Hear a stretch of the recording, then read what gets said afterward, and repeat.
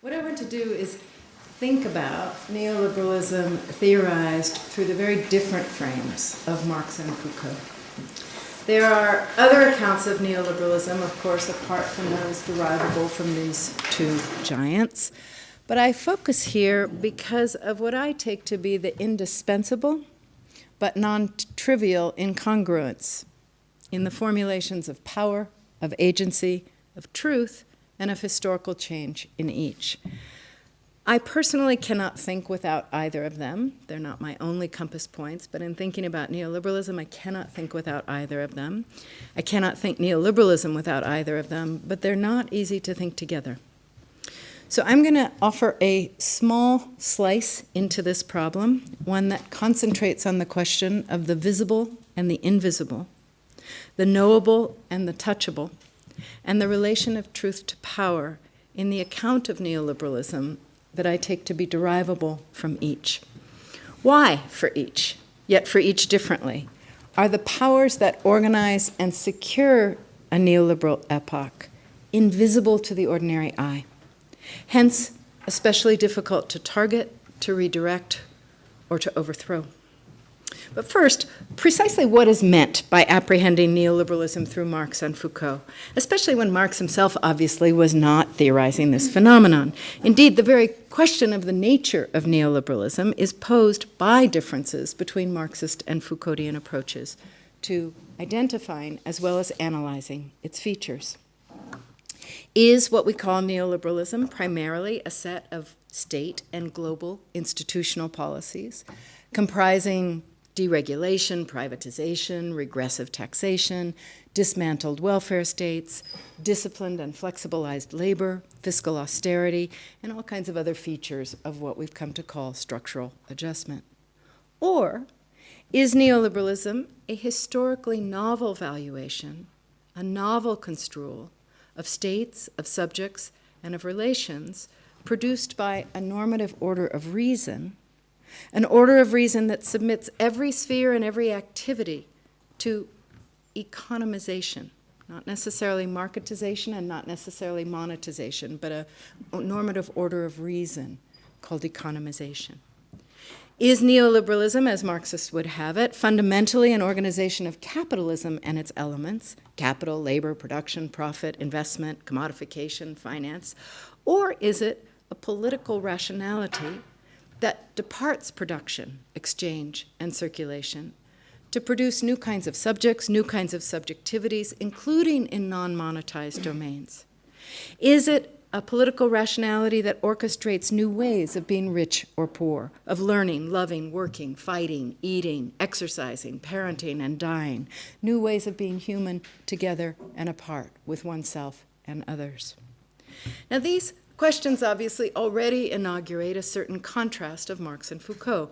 For Marxists, if I'm going to compress the matter, neoliberalism is a modality of capitalism spearheaded in the 1970s by a capitalist class and its academic ideologues, enacted by major state actors and international institutions, Reagan, Thatcher, Volcker in the North, state elites, the IMF in the Global South.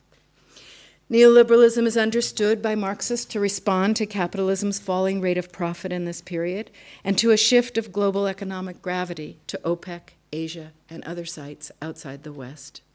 It's understood to respond as well to what are often called Fordist rigidities in ownership and management and production, and to the dilution of class power that is understood to be generated by redistributive welfare states, progressive taxes, large and lazy corporations, unions, and the expectations generated by educated democracies.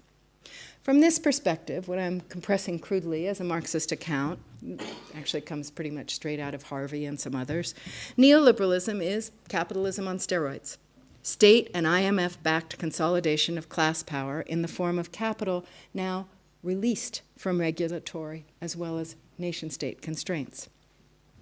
From this perspective, its marketization of new domains and its activities are continuous with the commodification and the exploitation that Marx identified in Das Kapital and the Manifesto. Financialization is understood as a kind of inevitable development from deregulation. That That said, if for Marxists, neoliberalism comprises a set of concrete policies favoring capital, it is also understood by Marxists as an ideology. Neoliberalism is treated as touting free markets that are actually rigged by states and international institutions through instruments ranging from military coups to corporate tax breaks to debt peonage. It's understood as touting free labor, actually disciplined through wage, benefit, and welfare cuts, and unemployment generated by outsourcing as well as inflation caps. It's understood as an ideology also because it touts free trade and free enterprise in the developing world, where it's actually organized by market discipline and structural adjustment, that mandates replacing sustainable, diversified economies for debt-heavy, monoproduct export economies, replacing local ownership for foreign ownership, public services and industry with private and financialized ones.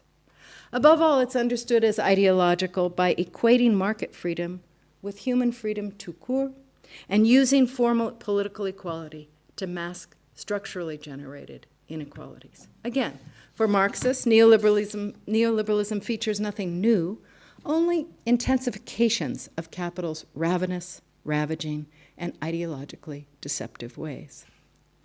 For Foucault, on the other hand, neoliberalism is fundamentally, and I'm quoting him, a reprogramming of liberalism, not capitalism. According to Foucault, emerging in the second and third quarter of the 20th century from a disparate but intersecting group of anti-fascist and anti-socialist economists and philosophers from Freiburg, Vienna, and Chicago, neoliberalism recasts the state-economy relation.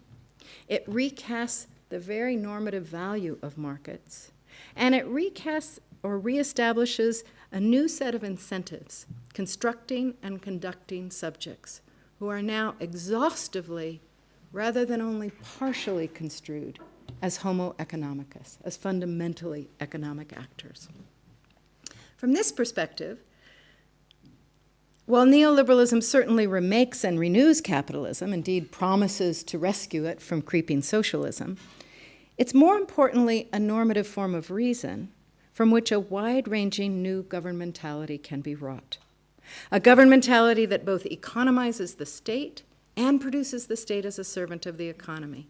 A governmentality that's also disseminated across a number of sites of non-state governance, from workplaces to prisons, schools to families, gyms to creches.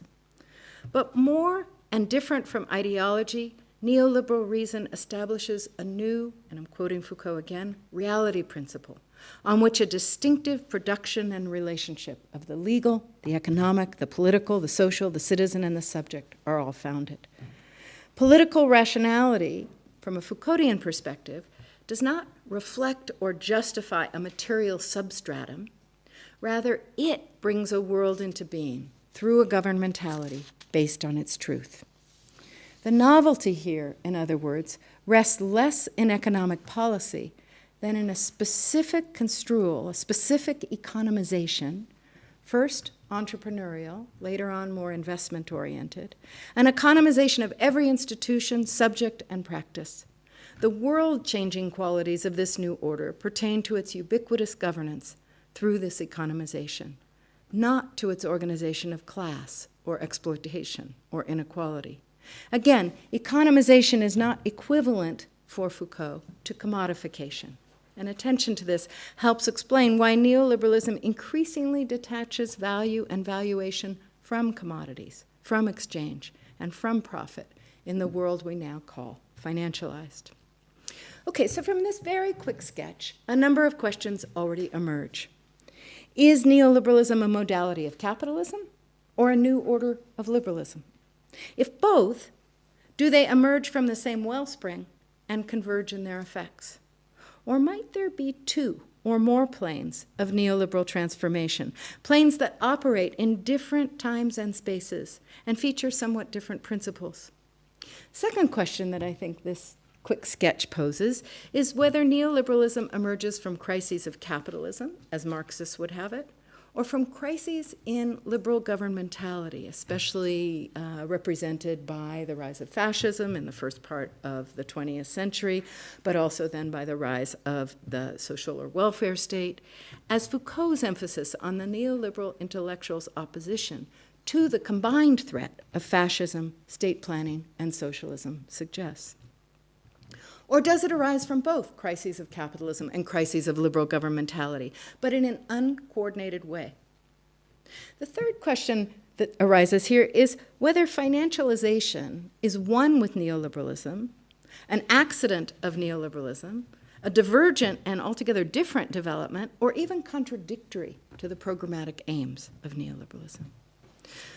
A fourth question is the neoliberalization of everyday life, the one we all refer to all the time, every time we find ourselves checking our Fitbit or our rankings and ratings on Twitter or Facebook or elsewhere. Is that neoliberalism the effect of a new form of reason or a new material development? Does truth govern the organization of wealth, as Foucault would have it, and produce a certain type of economic conduct and subject, or does the mode of production generate ideas, consciousness, and subjectivity, along with wealth, as Marx argues? Related, is neoliberalism to be understood fundamentally as a governing rationality or an ideology? A new truth, capable of bringing a new world into being, or a cover-up of truth, a drape of freedom and fairness over an order rigged for the rich and powerful? Is it a mode of biopoweristic governmentality or a new order of class power? Most scholars who work on neoliberalism fall to one side or the other of these questions. A few zigzag across them without minding the bumps, which is precisely what I did in my last book. And the rest of my talk tonight will try to approach these questions on one little corner of the rug by considering the question of the visibility and the knowability of power in each of the two modes of thought I want to think about. How and why for each, but differently, are the powers unfolding what we call neoliberalism today inherently mystified, making them difficult to resist or appropriate for emancipatory or egalitarian purposes? So I'll start with Marx and briefly talk about the problem of the invisibility of power in Marx, and here's where class members in my seminar can relax or daydream or whatever else, because they actually have been through this material, and then I'll turn to Foucault. As is well known, Marx's aim in Capital is to make manifest, to reveal the powers and dynamics of capitalism that he takes to be systematically obscured by capitalism's own structures and processes. From fetishism to the appearance of freedom and equality in the marketplace, from the source of profit to the rate of exploitation, capitalism is for Marx inherently, not accidentally, self-mystifying. Thus, in the first German preface to Capital, Marx calls upon the power of abstraction to reveal capital's nature. He writes, "The value form, whose fully developed shape is the money form, is very simple and slight in content. Nevertheless, the human mind has sought in vain for more than 2,000 years to get to the bottom of it. While on the other hand, there's been at least an approximation to a successful analysis of forms which are much richer in content and more complex. Why? Because the complete body is easier to study than its cells. Moreover, in the analysis of economic forms," Marx writes, "neither microscopes nor chemical reagents are of assistance.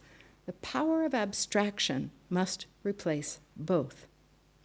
Now, in contrast with Marx's polemical disdain for what he calls the mere abstractions of the young Hegelians and classical political economists, this affirmative formulation of abstraction draws on one of Hegel's meanings, namely the idea that abstraction can untether thought from the phenomenal appearance of particulars so that we may grasp the relations and the determinations, bringing those particulars into being and producing their appearance.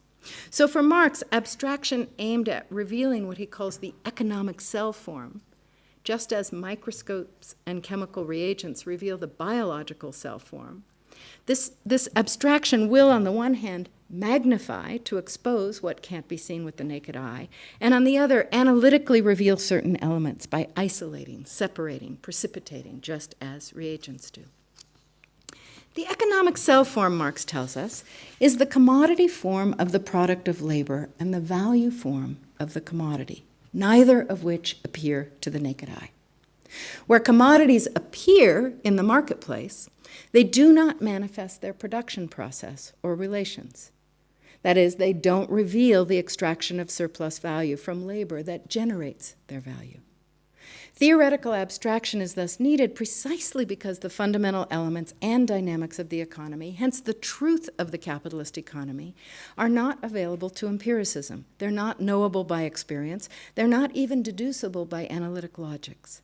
Instead, Marx famously argues that to discover the secret of capital, we must, and I'm quoting him, leave the noisy sphere of the marketplace, where everything takes place on the surface and in full view, and instead enter the hidden abode of production, which, he notes, is marked by a no trespassing sign. And I want to suggest no trespassing in the literal sense of it being private property, but also no trespassing in the sense of us not being able to trespass there, not being able to walk in, not being able to see it with the naked eye.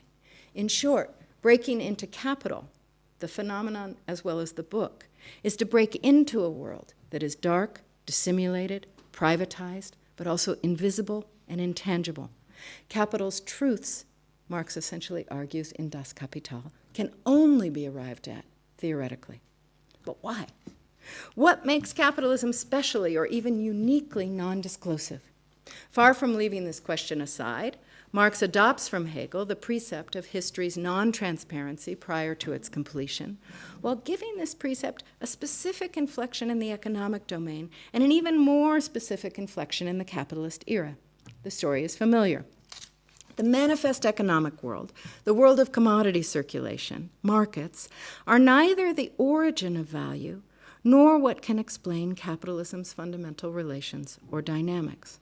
Capitalism's surface, its appearance, is markets, but its essence is wage labor employed by private owners of the means of production.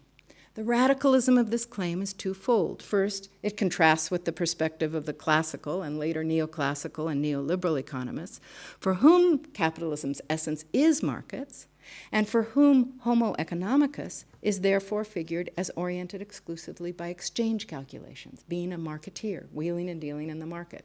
From Smith's famous truck barter and exchange to utilitarians' understanding of us as calculating creatures who are trying to maximize benefit and minimize pain, to contemporary understandings of us as entrepreneurial. So one bit of the radicalism of Marx's claim here has to do with the contrast between his understanding of where you're going to extract the secret of capital and reveal its truth, the contrast between that and the views of the classical economists, neoclassical economists, and neoliberal economists. But the second aspect of the radicalism is that Marx's claim is not merely analytic, but both ontological and historiographic. Organized production of our subsistence, and through it, production of world, is the distinctively human thing, and for Marx, animates all human history. But capitalism is, he says, uniquely the mode of production in which markets overtake this fact at the phenomenal level. Why? Because of the separation of production from exchange, a separation made possible by commodification, whose own preconditions are the free circulation of capital, labor, and money. In other words, capitalism appears as a busy marketplace, a world of commodity exchange, while production recedes from view, is sequestered in the privately owned and controlled world of factories and other work sites. This appearance and this recession occur at every level. Commodification and the circulation of commodities are capitalism's distinguishing feature and power. The marketplace is the stage for exchanging commodities, and capitalism's signature is equivalence in the marketplace, where money is the great equalizer. Moreover, producers, laborers, themselves are bewitched by the appearance this separation generates. They fetishize commodities as objects of exchange value, rather than grasping their true nature as congealed social relations of production, or what Marx sometimes simply calls dead labor. This fetishism, importantly, is not incidental but inherent. It's generated, according to Marx, by a series of separations between workers, between worker and product, and between production and exchange. So we're not accidentally fetishists, but doomed to be so, and doomed to the subsequent mystification of capitalist powers and the world those powers generate. So one argument that Marx offers for capitalism's non-self-disclosing nature pertains to these multifold separations, a feature of capitalism that he and later Weber also formulate as the basis for capital's tremendous productive power. These separations are precisely what generate the possibility of its power. But this is only part of the story of capitalism's self-mystification.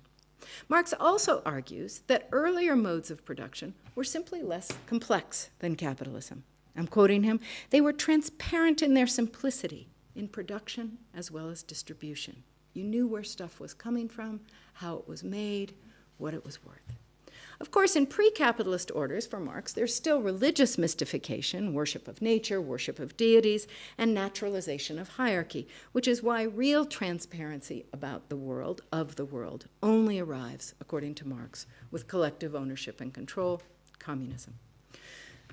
In short, in Marx's history of consciousness, there are first simple, direct relations obscured only by religious mysticism, then desacralizing capitalist relations that are systematically obscured by separations that generate reification and fetishism.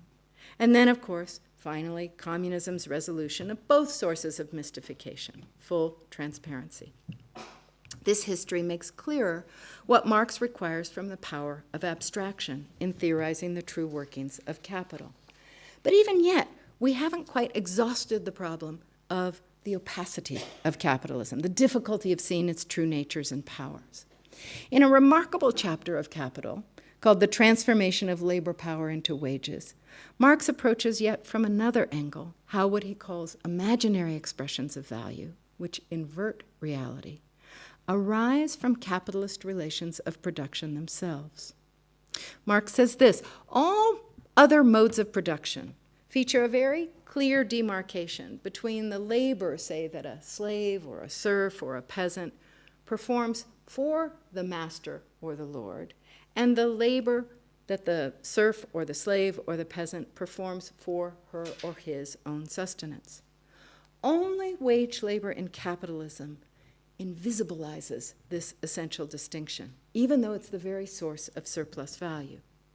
Thus, Marx writes, all the notions of justice held by both worker and capitalist, all the mystifications of the capitalist mode of production, all capitalism's illusions about freedom, all the vulgar tricks of vulgar economics have as their basis a form of appearance which makes the actual relation invisible and indeed presents to the eye the precise opposite of that relation.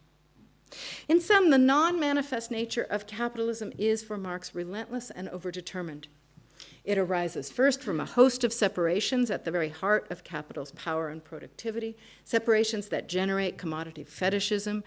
These include separation of the worker from the means of production from circulation, of production from exchange, of capital from land, of town from country, production from the household, and more. But it arises, second, from a host of circulations that make it impossible to know where money, capital, labor, and commodities issue from. That's why Marx so frequently uses recourse to the metaphors of pimping and whoring, where you can't tell who and where something has been, where it's coming from, and where it's going next, how things acquire value, how they do their deeds.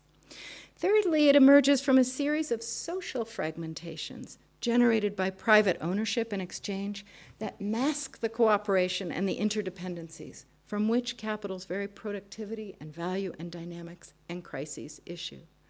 And finally, the invisibility of capitalism's true workers emerges from the wholesale invisibility of the very extraction of surplus value that's generated by the phenomenon of wage labor, The worker is paid a wage, and it's impossible except through abstracting from the actual process of production to see which part of that wage is about reproducing, or to what extent that wage is about reproducing the worker, and which part of the worker's production exceeds that wage and produces surplus value for the capitalist.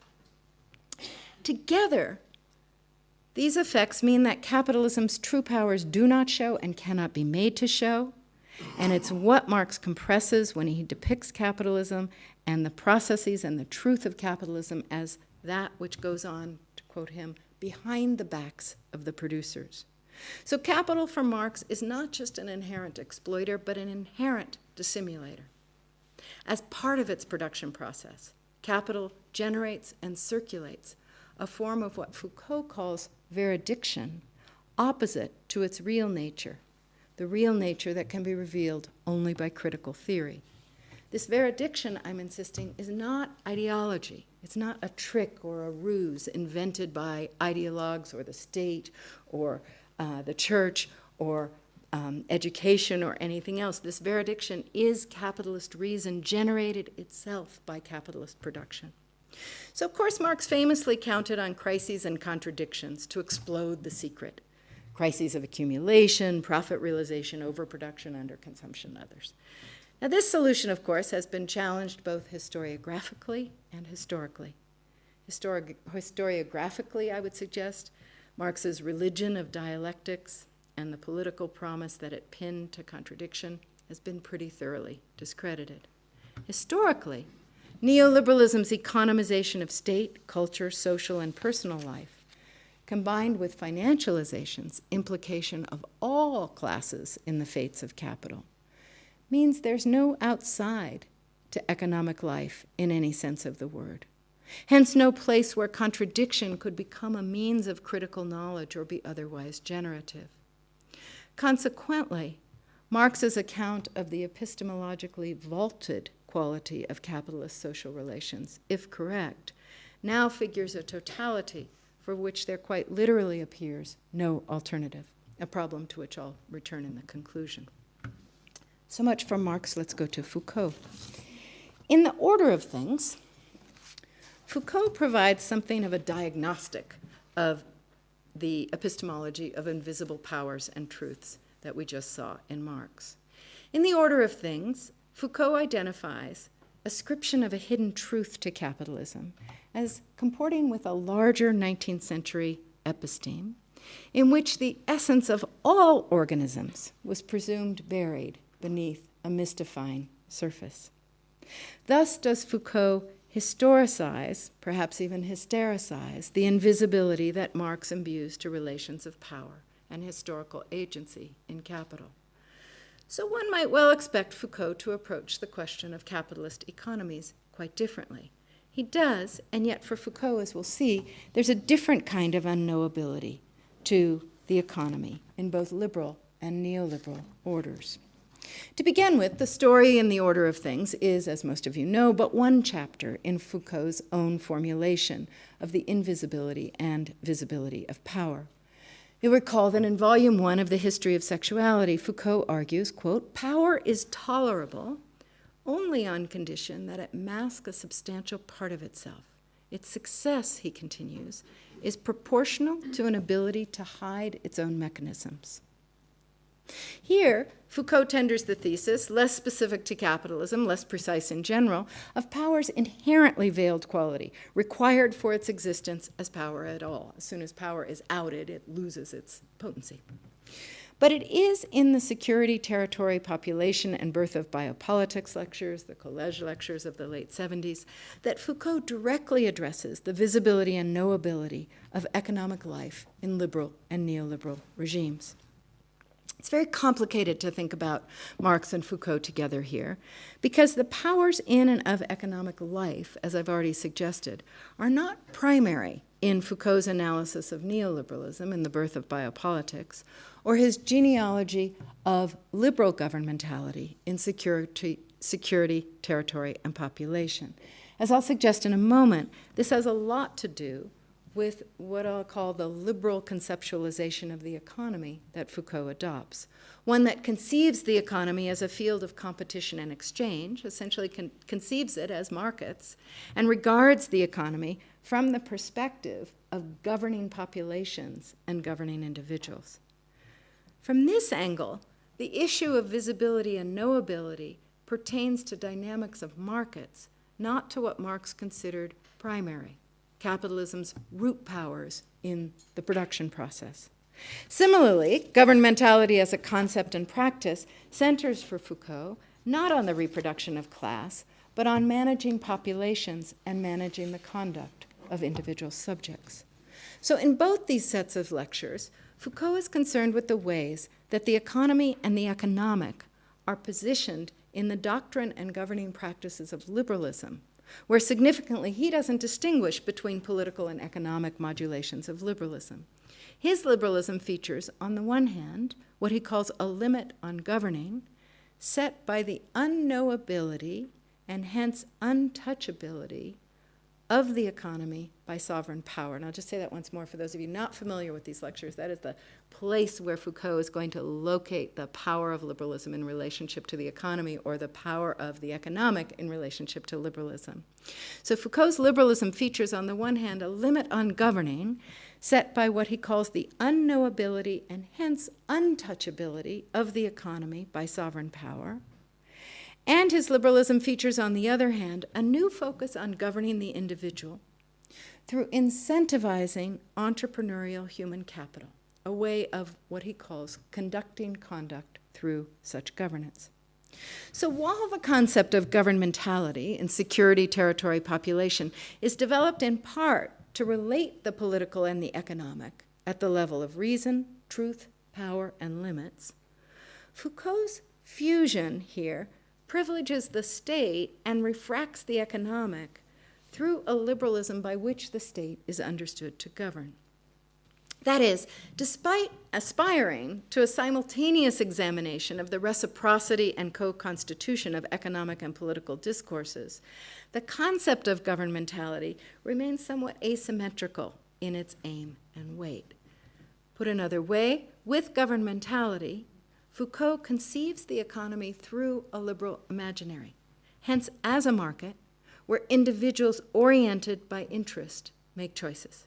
Yes, it's a domain for governing populations and individuals. That's the point of construing liberal governmentality as biopolitics.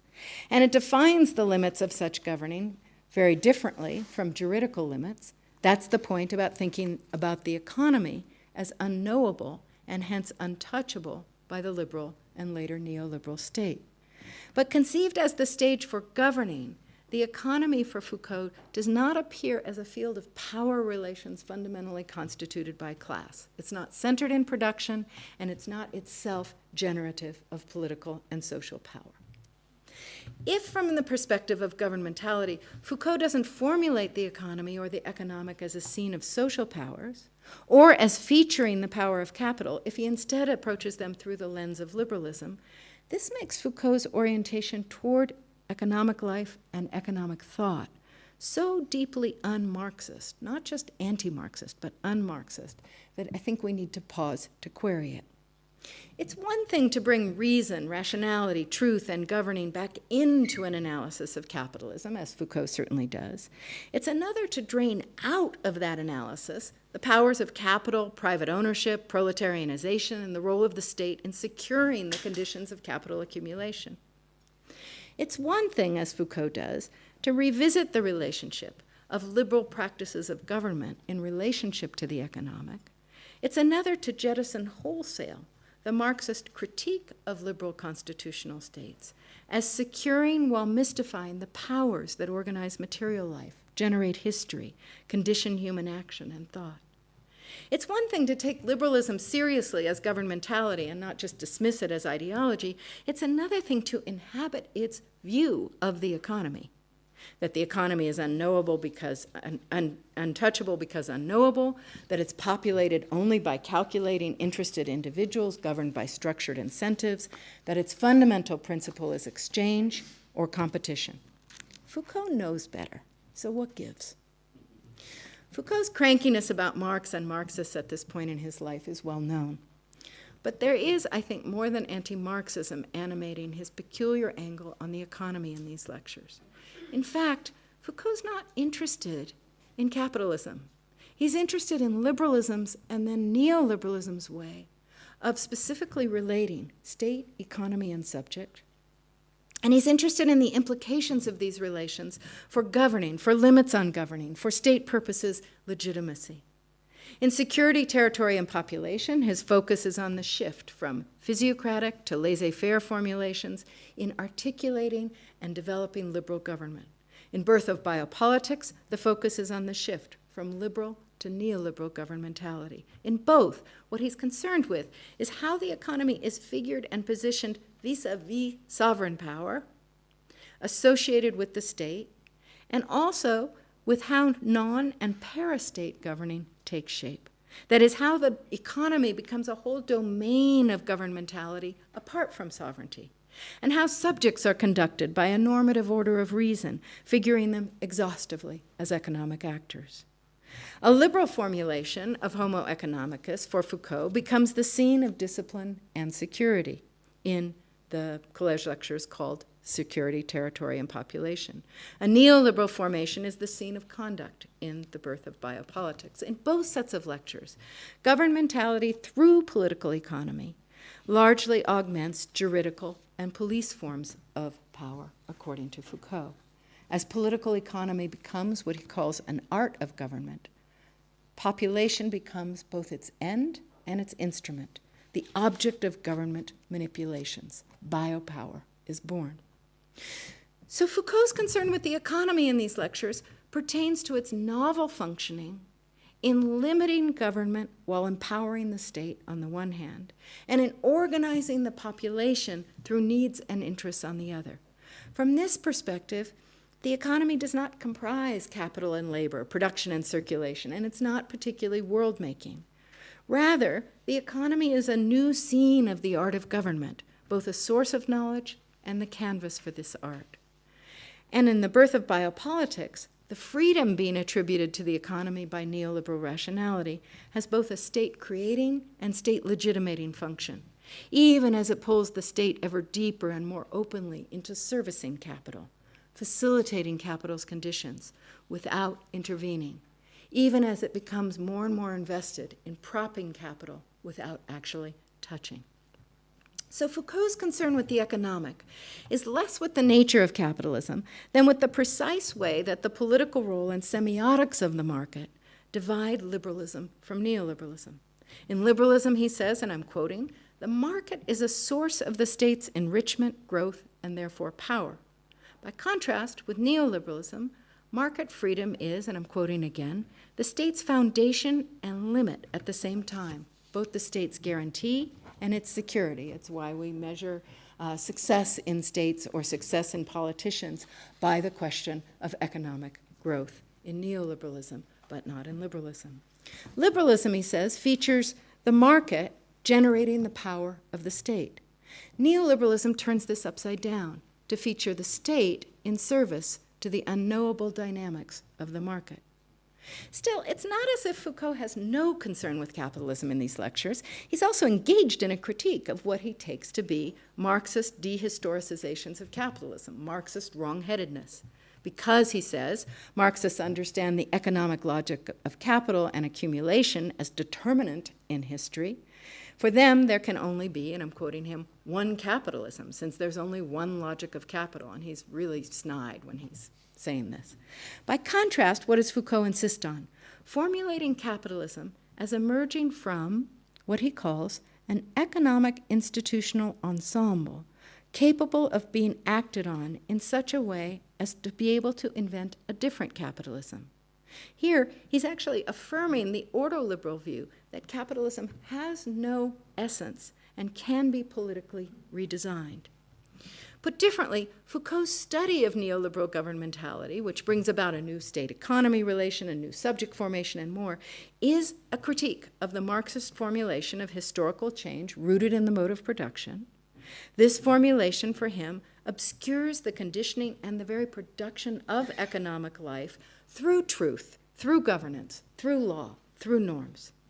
So he's offering both a critique of a materialist frame for capitalism's powers, logics, and transformations, and a critique of the idea that one can ever discern the truth about its non-manifest powers. It's an order of reason. Therefore, there's no truth underneath it. Now, as I've already suggested, Foucault certainly flirted at times with the notion that power is inherently veiled or in hiding, thus conceding a certain separation of power from its truth, where he ordinarily emphasized a more Nietzschean approach to what he considered the more fused or imbricated truth-power relation. But in the neoliberalism lectures, Foucault shows no interest whatsoever in the veiled dimensions of power or regimes of truth. He's concerned instead with what he calls the market as the veridiction principle of a new form of governmentality, the way that the market becomes truth, the way that price becomes truth, the reality principle by which the world and everything in it, including us, is organized. This notion of veridiction takes truth beyond the Nietzschean frame. It's beyond the question of interpretation or the imbrication of power with truth through what Foucault will call discourse, drawing from Nietzsche. Instead, it means that while for Marx, capitalism's self-representations have two opposites, both illusion and error, for Foucault, there's no opposite to neoliberal veridiction at all. There's only alternative orders of reason that might challenge it. That is, I'll put this a different way, for Marx, the truth generated by capitalism, which is actually not the truth of capitalism, but the truth we live in with capitalism, harbors two opposites, deception and error. Capitalism's inherent dissimulations produce both. They produce deceit about capitalism's true operations and true nature, its exploitation, its inequality, its unfreedoms. And they produce error in its representation of what makes capitalism work and generate profit. Rather than exchange in the market, the truth is extraction of surplus value and production, not price but value, not a priori land, labor, and capital, but the very generation of these things through primitive accumulation, the enclosure movements, dispossession, and more. But for Foucault, what he calls the market as a site of veridiction for governmental practice, or, and I'm quoting him again, competitive markets as the reality principle of neoliberal societies. These formulations depict truth as governing, as generative, and as self-validating. The very neologism, veridiction, establishes truth as a contingently produced lodestar rather than a scientific discovery. It's active, non-relativist, itself a power, and of course extensively consorting with other powers.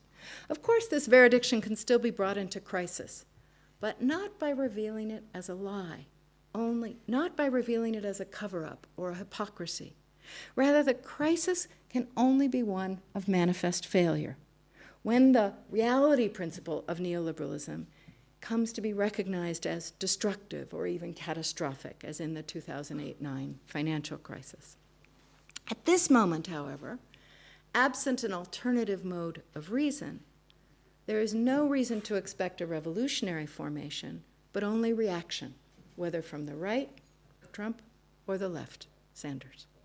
So where are we? Against Marx's formulation of the truth of the economy as inherently mystified by the production process itself, Foucault offers an account of the economy itself as fundamentally unknowable, and he offers an account of the neoliberal state as secured by what he calls this form of veridiction resting in this unknowability, a veridiction that is thus uniquely invulnerable to accountability.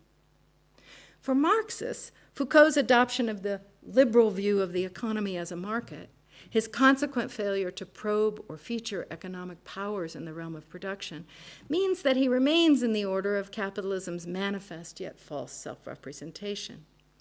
But the powers with which Foucault is concerned are those of, and I'll repeat it again, liberal or neoliberal governmentality governing subjects through a political order of reason, conducting conduct, managing populations, remaking the state, refashioning the state economic relation, and so forth.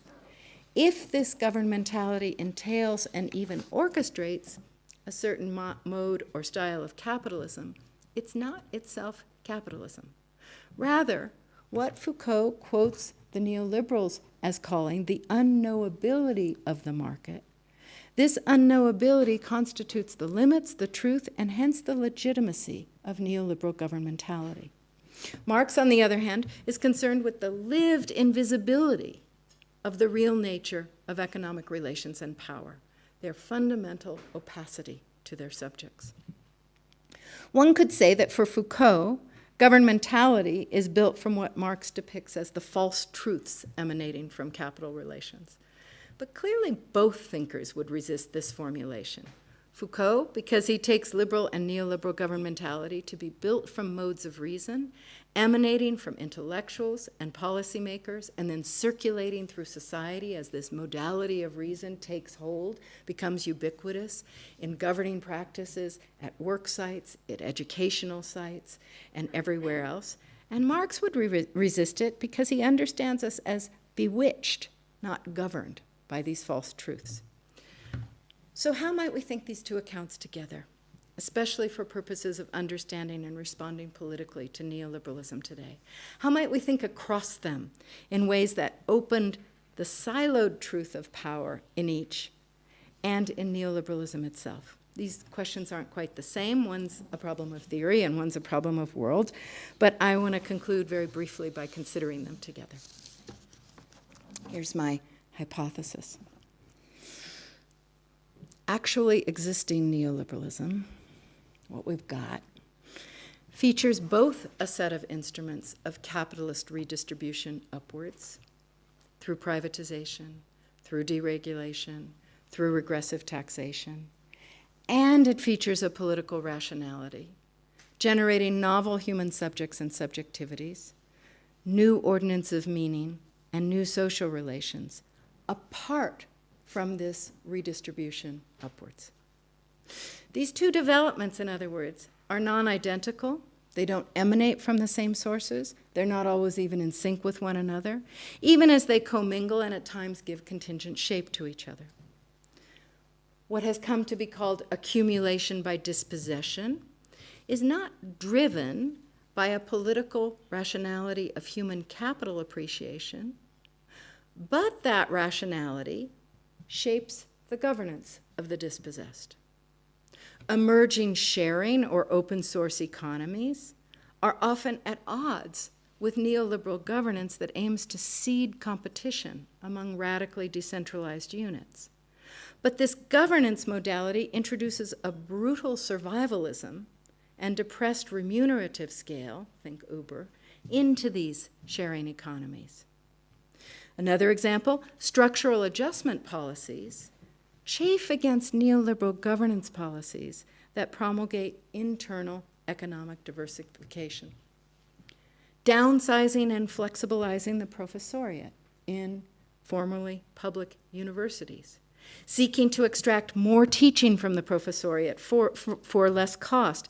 That is fundamentally at odds with a neoliberal governance valuation that calibrates our value through metrics that measure the importance of teaching at precisely zero versus publishing in irrelevant journals judged to have impact factor because members of the discipline have figured out how to game them.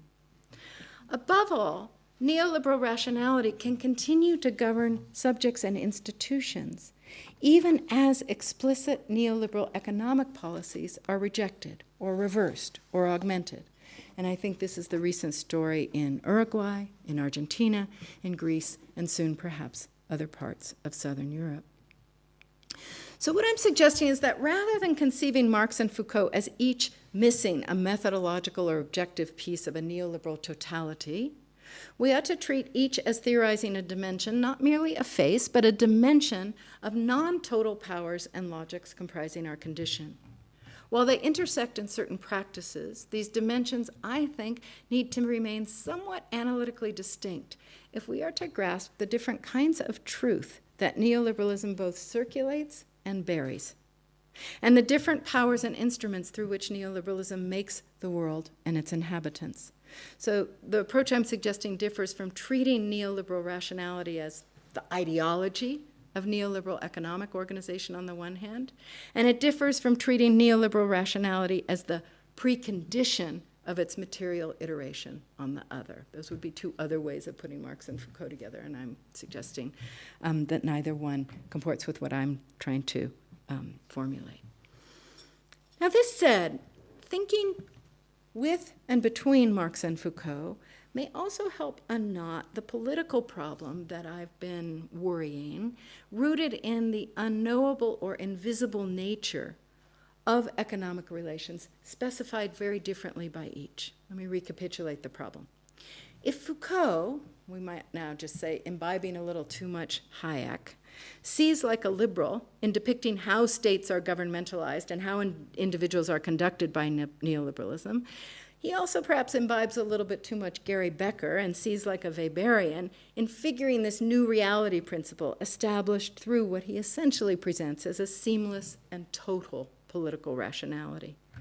Marx, on the other hand, imbibing too much Hegel and conceits of 19th century science, is mesmerized by capital's self-disguising alchemies, conversions, inversions, and shell games. For Foucault, neoliberalism is secured by virtue of a government rationality in which the veridiction of the market, its truth principle, establishes it as incontestable and ubiquitously applicable, even as its actual dynamics are unknowable. The political rationality of neoliberalism secures in Foucault's understanding the ubiquitous rule of markets, while the veridiction of markets in turn secures the legitimacy of neoliberalism. For Marx, it's capitalism's unique structure and dynamics that generate this veridiction and keep its true nature hidden. Now, as I suggested earlier, the fundamental unknowability or invisibility of economic life in each analysis makes the analyses themselves oddly disempowering. If ordinary humans cannot apprehend the powers by which they are organized and compelled and governed, if ordinary humans cannot actually apprehend the powers by which they are conducted, if they have to come to Sasfe and sit in seminars to learn what these powers are and how to surface them, how can ordinary humans be expected to target and appropriate them rather than simply remaining lost to their effects? But what I want to suggest in the end is that the Marxist theoretical angle and object of analysis might help open the Foucauldian vault and vice versa.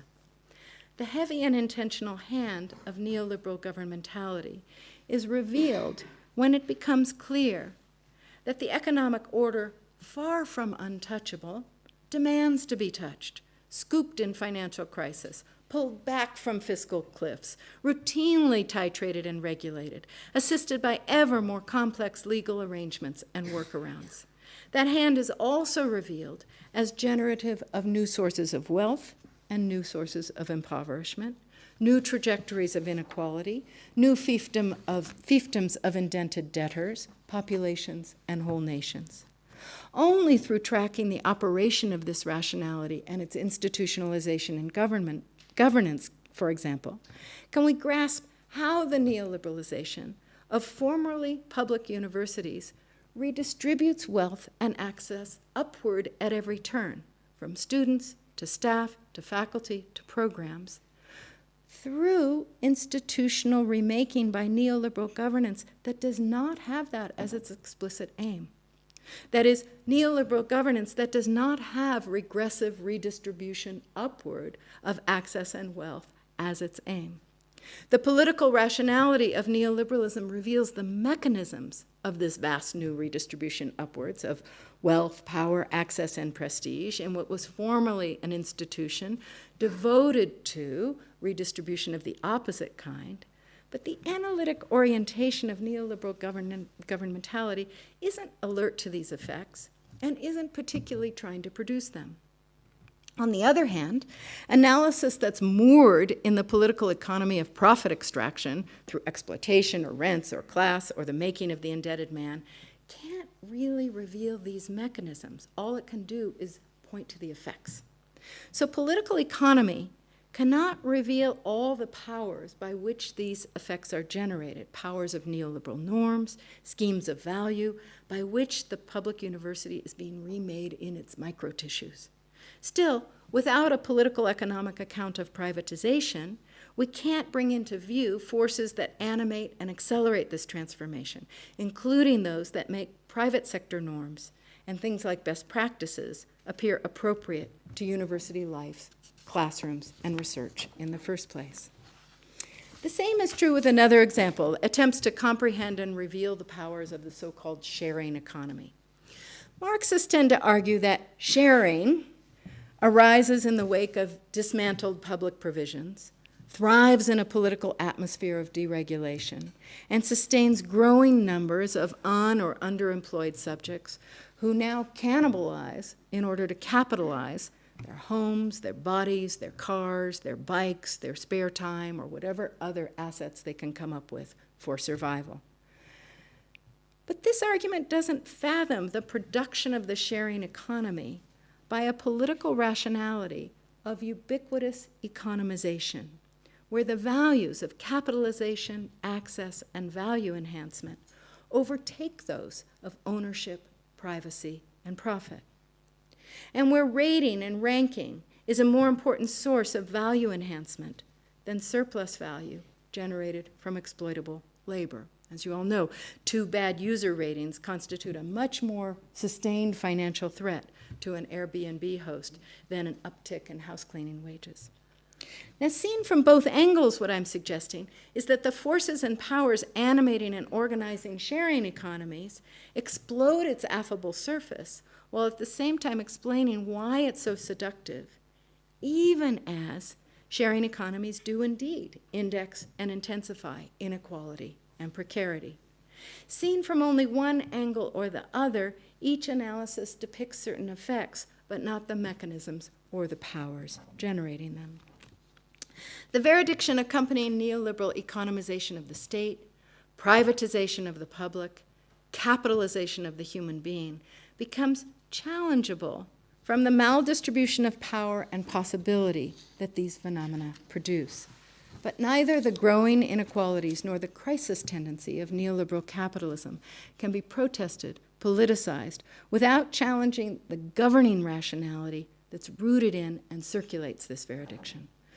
With only a Foucauldian schema of neoliberal rationality, it's difficult to bring capital into view and to challenge the myths of neoliberal governmentality, where the state is figured as serving an economy that can't be touched because it can't be known. Attention to economic powers and dynamics and imperatives has always constituted the basis for a critique for liberalism's categories and universalism, of course, its hidden hand in the making of class and poverty, the reproduction of advantage, and formulating the intimacies of economic and state power. But with only a Marxist schema, it's impossible to see the normative order of reason that governs us and that consecrates the truth of markets as capitalism's sole and exhaustive truth, the operation of price as truth, and increasingly of rankings as truth, truths that themselves disappear the generative power of capitalism. My suggestion, in short, is that the buried truths of structuring dynamics featured in each analysis, a burying that tacitly disables popular critique, is partly redressed not by conjoining, but by standing between them. I'm not arguing for blending the theories, because I'm unconvinced that neoliberal governmentality and neoliberal capitalism are unified processes. Rather, what I'm suggesting is that attention to governmentality helps reveal the powers theorized by Marx as hidden, and in turn, attentions to new forms of capital and multipliers of inequality allow us to identify, rather than merely be claimed by or inhabit, the reality principle governing the everyday economization of life. In place, in short, of dialectical, comparative, or genealogical approaches, let alone theoretical systems of totalities, simply arguing for a kind of dual vision that operates with and across the two frames. Thanks.